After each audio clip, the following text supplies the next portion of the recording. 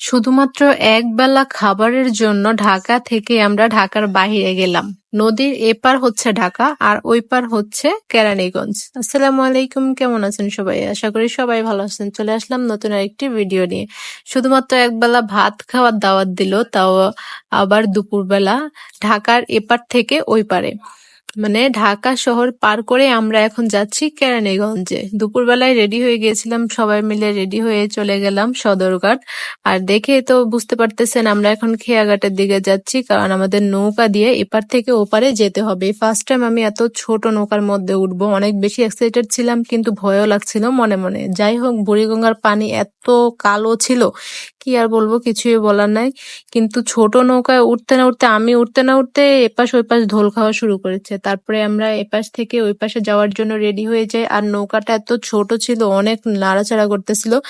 আরো আশেপাশে লঞ্চ যাচ্ছে, তারপরে আরো অনেকগুলো নৌকা যাচ্ছে, যে কারণে আরো বেশি বেশি করে লড়াচড়া করতেছিল। তারপরেও ভয় পাই নাই, কারণ ফার্স্ট টাইম উঠেছি, অত ভয় পেলে কি আর হবে। এই যে আমরা আস্তে আস্তে করে যাওয়া শুরু করেছিলাম। আমরা একটা ভুল করেছিলাম, কারণ আমরা একদম কন্যার থেকে উঠেছিলাম। কি ঘাট সেটা তো আর বলতে পারবো না, কিন্তু একদম চাঁদপুরের লালকুটি ঘাটের ওই পাশ থেকে উঠেছিলাম, যে কারণে নদীটা মনে হয় যে একটু ঘুরে আসা লাগছিল ওই পারে।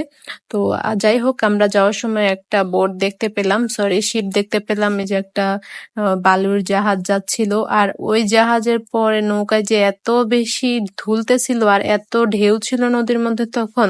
তারপরেও আল্লাহ আল্লাহ করতে করতে পারে পৌঁছে গেছি। তো এখানে আসার পরে আমি বুঝতে পারলাম যে কি আর হলো, মানে 10 মিনিটের রাস্তা এই পার আর ওই পার। এই পার হচ্ছে ঢাকা শহর, এপার হচ্ছে কেরানীগঞ্জ। তো যাই হোক, আমরা এখন কেরানীগঞ্জে চলে আসছি ঢাকা শহর ছেড়ে, একবেলা দুপুরের খাওয়ার জন্য। ভাতের দাওয়াত ছিল আমাদের। যাই হোক, চলে আসলাম। আয়শা বলতেছিল ওর অনেক ভয় লাগতেছিল, কারণ ও কখনো এরকম ছোট নৌকায় উঠে নাই আর এত কাছ থেকে পানির দেখেও নাই।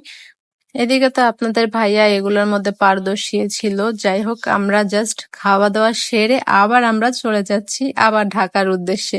কিন্তু একটা দুর্ভাগ্য হচ্ছে যে খাওয়ার জন্য আসলাম, সে খাওয়ার ভিডিওটাই করা হইলো না। যাই হোক, এখন আমরা একটা ট্রলারের মধ্যে উঠবো। এটা কিন্তু ইঞ্জিন ট্রলার ছিল, আর এটাতে তেমন একটা ভয় লাগে নাই, তেমন একটা লাড়াছাড়াও করে নাই, যেহেতু ওটা ওই নৌকাটা ছিল একজন মাঝি চালাচ্ছিল, সেই কারণে একটু ভয় লাগছিল। কিন্তু এটা ট্রলার ছিল, ইঞ্জিনের নৌকা, তাই এখানে তেমন একটা ভয় লাগে নাই। আর যেহেতু আমরা বুঝতে পারছি যে কোন ঘাট থেকে যাইতে হবে, সেহেতু আমাদের মাত্র 5 মিনিট সময় লাগছে এই পার থেকে ওই পারে যাওয়ার। মাত্র মনে হয় যে উঠলাম নৌকাতে, এই চলে আসলাম আবার ঢাকা শহর। এত সুন্দর ঢাকা শহর আর কই পাবেন বলেন? মাত্র 10 মিনিট লাগে ঢাকা শহর আসতে, তাও আবার কেরানীগঞ্জ থেকে। যাই হোক, আজকের ভিডিওটা এই পর্যন্ত শেষ। সবাই ভালো থাকবেন, সুস্থ থাকবেন, আল্লাহ হাফেজ। আর কে কে গিয়েছেন যান অবশ্যই কমেন্ট করে জানাবেন আপনারা কে কে কেরানীগঞ্জ গিয়েছেন।